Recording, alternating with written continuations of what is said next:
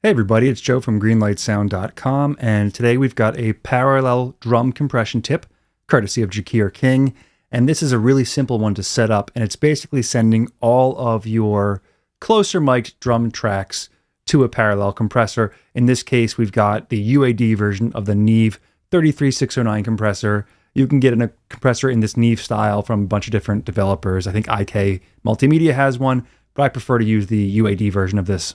So we're sending really all the drum tracks minus the room mics to this. So anything that's got a mic relatively close to the drums, including the overheads, are going to this parallel compression. The rooms aren't. I would use sort of a separate compressor for the room mics. So let's dive right in by hearing what these drums sound like with no parallel compression. Here's just the regular drum tracks.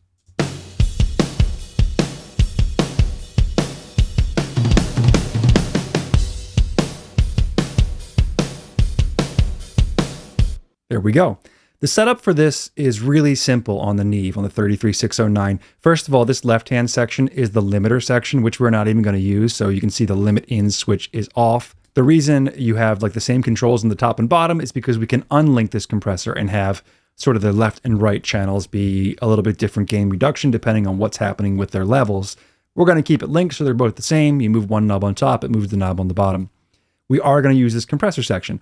We're going to start by setting the recovery or the release time at its fastest time right here, 100 milliseconds.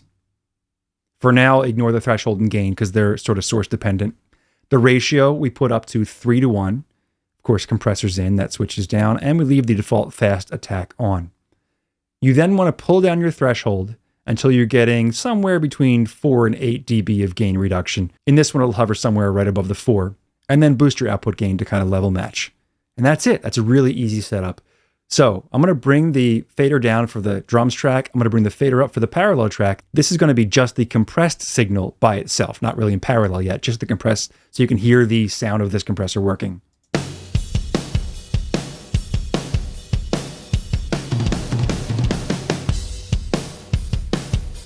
Without, I'll turn a bypass on. And in.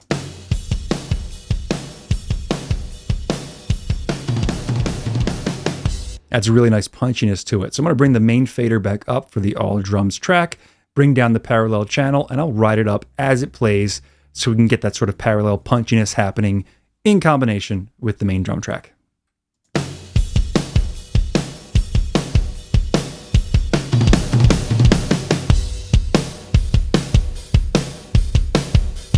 Now I'll bypass it on and off as it plays with the solo and mute button on the parallel channel, starting with it on first.